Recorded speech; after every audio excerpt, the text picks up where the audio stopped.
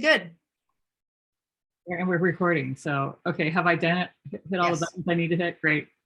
Well, good afternoon, everybody. I think it's afternoon for just about everyone here because we're on the West Coast, so we're the last people to have an afternoon. So welcome. As you know by now, I'm Diana Graber. I'm the author of Raising Humans in a Digital World and founder of Cyber Civics and Cyberwise. Here, as always, with Dr. Pamela Rutledge, who's the director of the Media Psychology Research Center, and CJ Lindsay, who is our resident children's media expert. He's worked with all the guys, Cartoon Network, etc. So he's gonna not only be helping us understand what kids are watching, but manning the chat box today. So if you have any questions as we go along, please feel free to put them in there. And I'm really excited to welcome our special guest today, Sue Scheff. I've known Sue for a long time. She is one of the originals in the safety internet space. She has done so much work, written a bunch of books that you've probably heard of: Google Bomb, Shame Nation. She's the founder of helpyourteens.com. And I'd really like to start by Sue telling her personal story because it's really interesting how she got into this field in the first place. So Sue, take it away. Well, I'm going to keep it really abbreviated because the topic that we're going to talk about today is so much more important. In 2001, I created Parents Universal Resource Experts because of my own experiences of trying to find a therapeutic boarding school for my good teen making some really poor choices, struggling with depression, low self-worth, a lot of what parents are going through today. We exhausted our local resources and we needed help. The program we placed her in ended up being abusive, deceptive, neglectful, and my daughter suffered the consequences because they lied to us. I won a big lawsuit back then, and this was way back in the late 90s. And that was the demise of that program, as well as the 20-something programs that was affiliated with that organization that ran that program. From there, I worked with 3 big law firms that represented hundreds of kids that were harmed in those programs. What was really interesting about this big part of my life was during all that litigation, the corporation that I took down hired someone to actually go online and virtually attack me. And it was the first time that we ever heard of this online destruction of someone. And I was a victim of internet defamation, where people were, this woman that was hired to attack me by this organization came after me with, online harassment. Cyberbullying wasn't even coined back then. So it was bullying, harassment, shaming, trolls, people impersonating me. It was literally out there to destroy me and the organization that I had started to start educating families on this big business of teen help out there, because I really felt that I wanted other families to learn from my experiences. So through that, I not only won the first lawsuit, which helped the demise of all those abusive programs, I won the very first internet defamation lawsuit back in 2006, which was a landmark case back then. It set precedence of the $11.3 million lawsuit, which, that was my second book of Google Bomb. And then from there, that's how I became such a huge proponent of cyberbullying prevention. And I truly understand what young kids are going through, because as an adult, I feel that I barely got out of it alive. I was 40-something years old way back at the time when it was happening to me. And I really felt like the whole wide world was either laughing at me. I barely emotionally sustained it. I mean, when you are cyberbullied online, it's the depths of, you just feel so helpless and hopeless. And that's what these young people are feeling, because as an adult, I didn't feel like I was going to escape it. So I know how these young people feel. So that's a great intro to really our topic today, which we're going to talk about screen time. And before you get depressed in 5 minutes, I just really start by underscoring that, cyberbullying is not happening to every child out there, but we don't want it to happen to any children. So that's what we're going to talk about today. We're going to look at what they're doing with their screen time. So sort of as a little opening, there's some really interesting research that just came out from Common Sense Media about 2 months ago. And they found that screen time is up about 17% for tweens and teens since the start of the pandemic. No surprise, our kids needed their screens for so many reasons during this time. Anyway, that 17% doesn't account for time spent attending school or doing homework. That growth grew from, here's some numbers, you can remember these, for tweens from 4 hours and 44 minutes a day to 5 hours and 33 minutes a day. For teens, it went from 7 hours and 22 minutes a day to about 8.5 hours per day. In short, it's a much faster increase in just the last 2 years than we've seen in the previous 4 years. So kids are spending a lot more time on their screens, no surprise. So we're going to start with the big picture first. Pam, how much is too much? Well, first of all, let's describe what we're talking about, because when people hear the word screens, they automatically think, social media. But when Common Sense Media and most researchers are measuring screens, they're measuring all screens. They're measuring television, they're measuring YouTube, they're measuring all of these things, not just Instagram, not just Facebook. So it's really important to keep that in mind. The last 5 years of research, the researchers have really worked hard to try and pick apart what does screen time actually mean, because they're discovering that there's a big difference in what you're using and how you're using it that makes almost more difference on your well-being than how much. Now, that being said, obviously balance is key, but we really need to start parsing about what it is that people are doing when they're online, and recognize that screen time can be triggered by a lot of other things. There are several research studies showing that parental stress predicts child screen time. Not surprising, if you're a kid and you're in a house with a lot of stress, a screen is a perfect place to hide out. So we have to be very careful that we're not extrapolating something from a number like screen time without digging a little bit deeper and getting underneath it. Can a kid have a park? Is there any place they can go? Do they have any parental supervision? So it's all of these things that go into the measures that make that really important. But let me just leave you with the Goldilocks theory, right? Which which is that no screen time isn't good for teens, right? It leaves them isolated. Too much screen time isn't good for teens. It leaves them, overburdened and withdrawn. So there's a sweet spot in the middle, depending upon how your teen is using it, their maturity, but it is an important way of them navigating their social space. Yeah, and I will say with that Goldilocks hypothesis you just mentioned, that sweet spot, they found it's somewhere around 2.5 hours per day. That varies depending on day of the week, weirdly. So that's still a lot less than what kids are spending on their screens. But one other thing I wanted to point out from that study that's so fascinating to me is the primary screen time use among all ages and both genders is streaming, watching videos, watching television. Kids say they can't live without YouTube. And that's really where I want to turn to you, CJ, because this is what you do every single day. You're working with streaming content.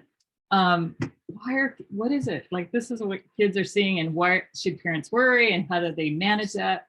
Big question. Yeah. Good luck.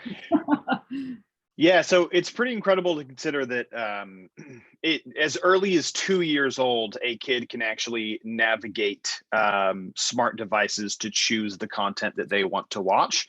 And so it can start really, really early. And then the power is in their hands. And because there's just so much content that's out there, they can seemingly watch anything. So what they're watching, it's actually very similar to adults in that it depends on their mood. So kind of most streaming services break it down into 3 different categories. It's exciting and dynamic content. So this is what a lot of parents are familiar with like 6 to 10-year-olds. This is the superhero stuff, the PJ Masks, the Teen Titans Go, the Paw Patrol, that kind of thing. And then you have unwind content, which I think is actually kind of overlooked. Kids can get stressed. Kids can have a lot on their minds. And so they will use content to kind of unwind. Some market research found that about 80% of kids will watch something to unwind before they go to bed. And this is usually like nostalgic or really familiar content. You'll have a 7-year-old go back to Sesame Street because it's familiar and they love it and they want to feel good, just like us. And then you have the aspirational content. This is where YouTube really wins. This is kids that want to, they're aspirational by nature, right? They have their whole lives ahead of them. They're looking forward. So they turn to gamers that they love. They turn to music videos. They turn to dancers. They turn to crafts or celebrities. They go to YouTube to watch these things. So really, I think something to keep in mind is that when kids turn to streaming content, they're turning to that content for a reason. So as adults, it's really important to try and figure out why they are turning to the things that they are turning to.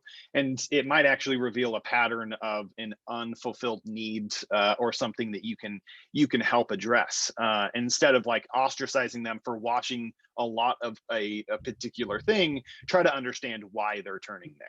That's such great advice. And it reminds me, I wrote a piece for Psychology Today a year ago about a class I taught in which the kids told me, this is the 8th graders, that they had observed a suicide on TikTok, believe it or not. And in the chat, they were talking about it. And then the kids were saying, I had to watch Peppa the Pig for an hour afterwards to feel better. So you're right, they go there for comfort. You know, a lot of these kids are home alone.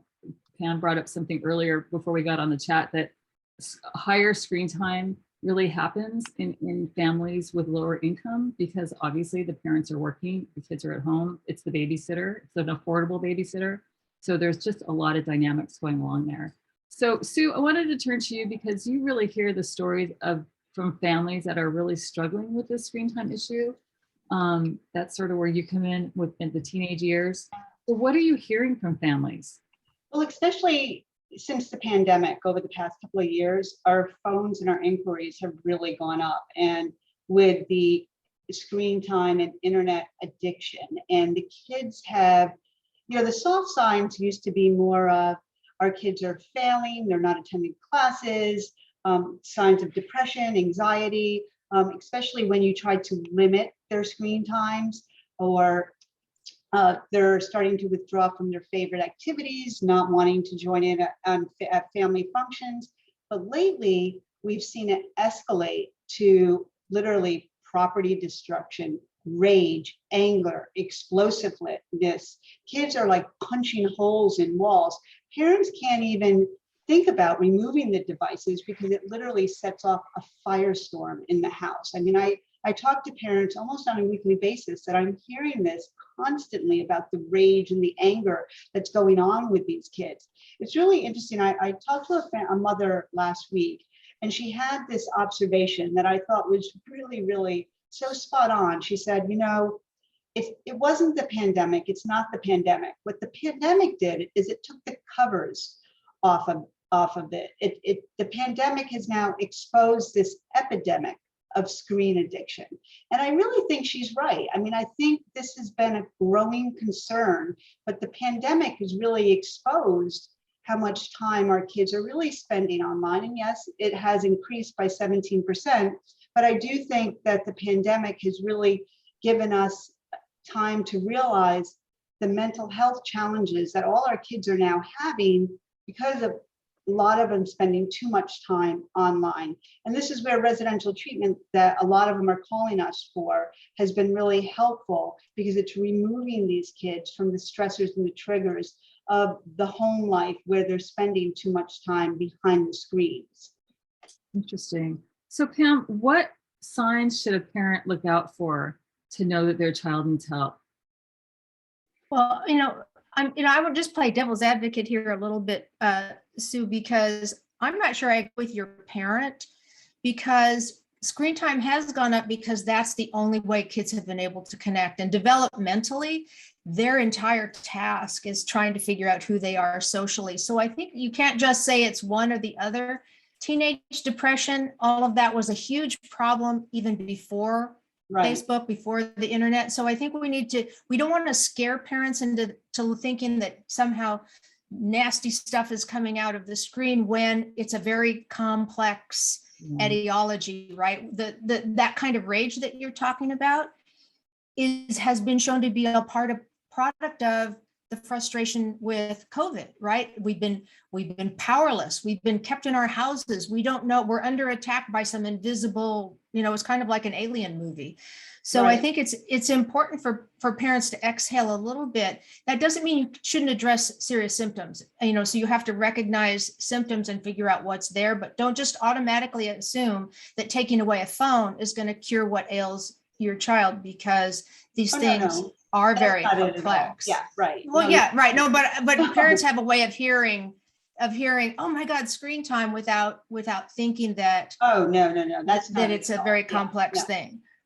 No, residential treatment is about therapy, and therapy therapy is, these kids need therapy. It's not just about removing the phone. Absolutely not. The kids need help for sure. Right. For coping skills to handle, you know, the anger management, stress management, the anxiety that they're struggling with. At the end of the day, No, it's really not about the screens. The screens is what they're using as a coping Right. mechanism. Yeah.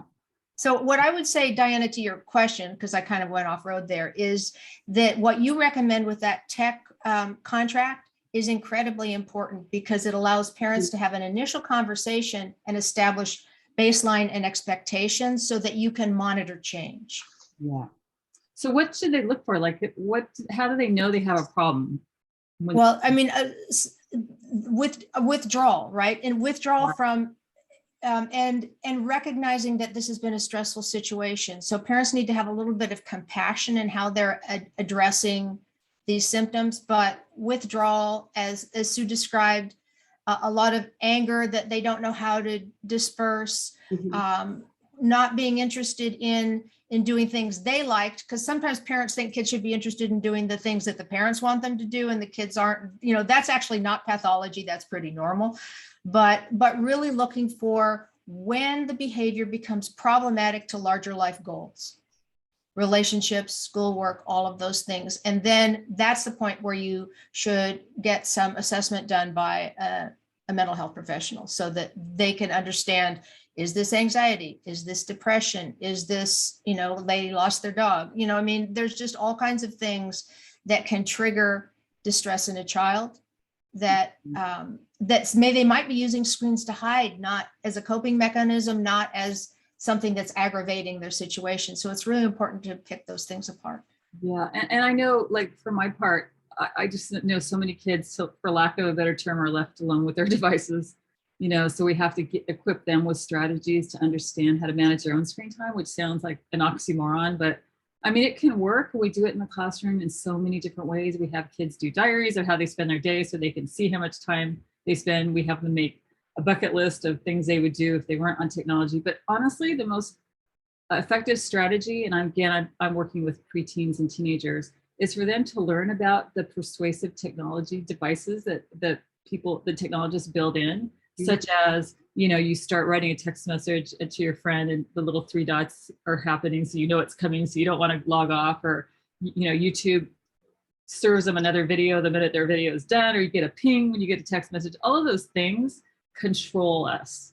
And, you know, you guys know teenagers don't like to be controlled by anybody. So when it's their devices or their screens controlling them and they know how, it's super powerful to them. And they're like, you know what, not going to do it. So I don't know.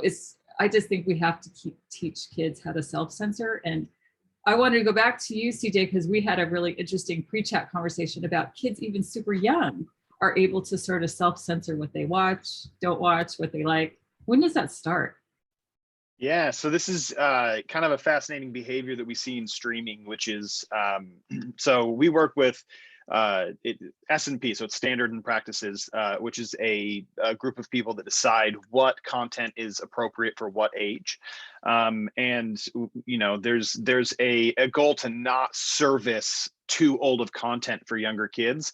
But with algorithms and all sorts of different variables, sometimes that happens.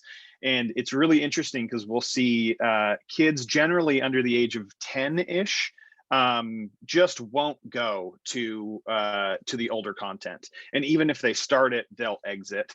And then about 10 years old, 10 to 12, right in there, they'll watch pretty much anything that's presented to them. So kind of anecdotally, you can take that as one of two behaviors, which is one, younger kids just don't care. They watch something older and they're like, this is boring, I want a cartoon, and they go back. But it seems to be more that kids that are younger than kind of that tween age generally know, like, oh, I'm not supposed to be watching this. Like, mom and dad don't totally want me to watch this. I don't feel good watching this. I'm going to exit out of it. Whereas when you get that kind of the age where they're kind of wanting to separate from their parents, they're wanting to be independent, they're wanting to kind of push the boundaries, then they'll be like, oh, I'm not supposed to watch this, but I'm going to watch it anyway. So yeah, it's a really interesting behavior with kind of that kind of age group right there. I love that because it taps so much into like what Pam and I love is media psychology and developmental psychology, which I learned when Pam was my professor, you know, just so fascinating how kids' brains work. And it really shows in their media use, you know, that really concrete thinking when they're young, yes and no. And then as they get older, that changes a little bit. And I think that's so important for parents to remember when they think about media use, because when you're teaching kids to be safe online, it's yes and no until a certain age. And then all of a sudden they can do that abstract thinking, more complex thinking as they get older. So I'm really happy that you brought that up. So really the nitty gritty here is like, how do we help parents prepare their kids to be good screen time managers? Like through your program, Sue, what works the best? Like what top tips would you give to parents to help them manage their kids' screen time? Well, I think what you're going, like having that phone, that smartphone contract right early on is probably one of the best things that parents can do. It outlines the expectation of the parents and it gives the kids a clear understanding of the consequences when they break the rules. But a lot of times when they get to the point where the parents are calling me, it's almost too late because the parents haven't implemented that. So one of the tips I always give parents too is you have to, you hear experts say it's not about monitoring because, you know, a lot of these parental controls, we all know these teens are so savvy, they can get around. Even I have parents that said, you don't understand, I'm in technology, I turn off the Wi-Fi. Well, the kids are picking it up from the neighbors or whatever. It's not even about mentoring anymore. It's about modeling good tech behavior because a lot of these parents out there, they're on the screens just as much, if not more, than some of these teenagers. And I mean, a great example is I was in a hospital room with one of my relatives who is a 14-year-old, and she's too much on the screens and she's a self-harmer, and she got the self-harming because there's an influencer on one of those whatever platforms that's teaching the young girls about self-harm and showcasing their artwork. And we're like, where did you learn this from? And she's always on social media. She goes, well, you know, mom's always on social media. And it's like one of those aha moments. And I look over to my relative and I'm like, you know, I've been trying to tell you, shut it down, just shut it down. If a parent is texting and driving, it's the green light for the teenager to text and drive, even if you're texting at a red light. We have to remember it's not about monitoring, maybe a little, yes, you should monitor. It's not about mentoring, yes, you should mentor. Most importantly, it's modeling.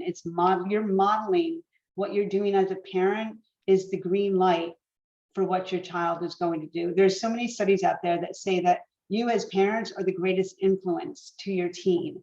Sure. And the other great tip I say to parents all the time, including my own kids for their kids, is lights out, screens out, and even though you can't trust your kids for that, buy a lockbox. Put those phones into a lockbox at night. Whatever time your contract says, if it's 9 o'clock, 10 o'clock, they all go into a lockbox. Invest in a lockbox because sleep, I'm sure Pam will say this, the disrupted sleep patterns, the kids not getting the appropriate amount of sleep, the constant, you know, fear of missing out during the night. My one relative who ended up in one of these programs because of all this, I would wake up at 2 in the morning and find her scrolling, you know, even though you'd put that phone away, you'd hide it, they find it. So lock boxes, invest in a lockbox. And you know. It's funny you say that, Sue, because I was thinking about last week, I was teaching 6th graders. We do this lesson about selfies where they have to draw their own selfie and then they show it to the class. So this kid drew a selfie and he had really dark circles under his eyes. And I'm like, you're too young to have dark circles. He goes, that's because I stay up all night playing Among Us. They do. They're up all, and I'm talking extreme kids that are on the extreme spectrum, not these ones, like I said, with the soft signs, you know, that are, you know, can just go to maybe a digital detox camp for the summer or something. But this is extreme. Right. So you see that end of it. So I just want to say that we were making a mistake in the chat box. I don't know if you've had this, CJ, but we were posting our links to each other, not to the audience. So we know where the links are. So I just now put the Common Sense Media Study and the Tech Agreement links in there. And if you're listening to this via the podcast, on our Cyberwise website, we have what we call learning hubs. And if you scroll down the learning hubs, there's one called technology agreement. I love our agreement because it's really talking points. It's 4 pages long, but it gives you a bunch of talking points that you can do with each child based on their age and stage. And, you know, come to agreements on what's appropriate for that child, for your family, for their situation. Kids love boundaries, especially the younger ones. So it will help you establish those boundaries, and then you can decide if there's consequences and what they are if they don't agree to those guidelines. So we put that in there. And Pam, what would be your top tips to parents to help manage screen time? Well, I'm just going to reinforce what you're saying. And what I love about your tech contract is that it's a two-way conversation, because kids are going to know a lot about their apps that parents aren't going to know. And parents shouldn't resist getting involved because they don't know how to do a snap or how to, you know, make a TikTok video. So that's why these conversations about why something matters to a kid and what their expectations or desires or aspirations are can really make that a positive connection, so that nobody's surprised when it's lights out for the phone, so that you don't ever have to buy the lock box, right? Where you've established some trust, and where you ask the kids, hey, when you see me breaking the rules, you tell me too, because, you know, we're sort of all in this together. And when they feel like that about technology, it's a much more positive thing. But I don't want parents to go off and worry about that number of screen time. I want them to think about the quality of the relationships their kid is having with the media, with each other, and work from that basis, not some arbitrary number that was, you know, invented 12 years ago by a researcher. Yeah, and content is so important. What are they watching? You know, there's a lot of really great content. There's a lot of, as we covered in our last chat, you know, kids are watching live war footage from the Ukraine war on TikTok. So it really depends on what they're watching. So let's talk more about the younger kids. CJ, I know you don't have kids yet, but you're out there, I was going to say peddling content. Yeah, nice non-judgmental description. But you're in this every day. Like, what would you say to a younger, like, how would they, and I'm going to preface this by saying, TJ, I'm really excited that soon CJ is going to launch a podcast, The Parent's Guide to What Kids Watch, which will be awesome, because we've been talking a lot about this internally. It's like, for the young kids, what they watch is so important. So take it away, CJ. Yeah. So as far as tips, the big thing is do your research on what you're watching. There's a kind of an infamous story of a mother taking their young kid to go see the latest superhero movie called Deadpool, having no idea what it actually was, and she sued Fox and lost. But the idea was she did no research whatsoever. She just saw superhero and took her kid to it, and it ended up being a very rated R, very mature thing. So do your research. There are websites that are dedicated to kind of giving parents the tools that they need to understand the content. And as far as the media goes, like, watch with your kids. There's a lot of money that's invested in making a TV show that won't drive parents crazy. And you know, you'll come across those occasionally that they'll want to watch on repeat, and it'll be tough for you. But and then the other thing too is make sure that you talk to your kids about what they see. In some case, not to be kind of a downer, but in some cases we're fighting a losing battle, because there is just so much content out there, and our access to that content is becoming more and more, it's easier every single day to get your hands on things that you may not want to, or you may not want your kids. So having that open dialogue with your kids about what they're watching and what they're seeing and what it means and what the consequences of those things are, that's the 101 of understanding how media is affecting your kids. That's I agree with all of your tips. They're so awesome. So I'm not going to rehash them, but I will say I put a couple things in the chat box. Tech agreement, number one. Parents are always asking me, how old should my kid be before I give them a smartphone? Please remember that they're able to stream anything on these little devices. So we have a really great little PDF that will help you. Is your child ready for a smartphone? Questions you can ask yourself to determine that readiness. I put that link in the chat box. And then earlier I referenced that, you know, talking to older kids about technology addiction features, or features that keep them coming back for more. So we actually have a lesson within Cyber Civics that addresses that. It's called Your Brain on Tech. So we'd be happy to share that with you. you're welcome to shoot us an email. I put the email address in there. So that's just my really quick roundup of tips. I love everything you guys said, but especially that doing it together, picking quality content is really, really important. And I wanted to just quickly look at some of the questions we have here. So, because I saw someone asked if we're going to be addressing the metaverse again. I wish. I think we did that chat way too soon. I think that that's a topic we need to revisit. And I think we'll be touching on it in our next chat. But I will point you to a great article that you should all read. It's by Samir Hindunji. I always say his last name incorrectly, with the Cyberbullying Research Center. If you go to their website, on their blog, it's their most recent post. Great piece on the metaverse that you should definitely read. And then the other question, at which age would you first utilize a tech agreement? Again, I refer you to those questions that I just posted. So yeah. So anything else, any last words on this? Sue, I'll let you have the last word on our topic today.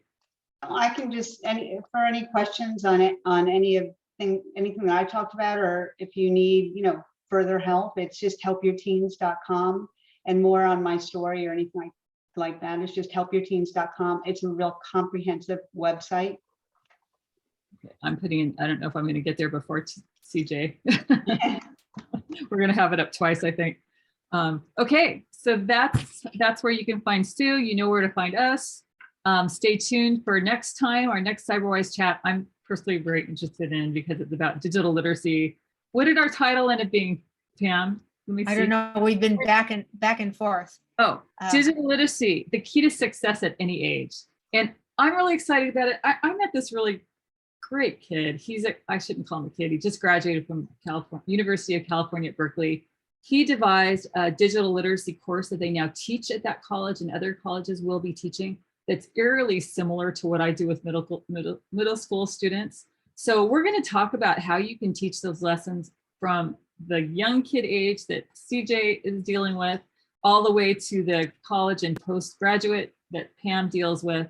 So I really hope that you join us next time. You'll find the link on our Cyberwise chat place on our website. It's cyberwise.org/chats. That's where you'll find the information. So until then, thank you so much, Sue, for joining us. Thank you for having me. Appreciate it. Of course. And thank you, as always, Pam and CJ. And for those of you who joined us, thank you. And we will see you in a month. Awesome. All right. Have a great day. Thanks. Bye, guys.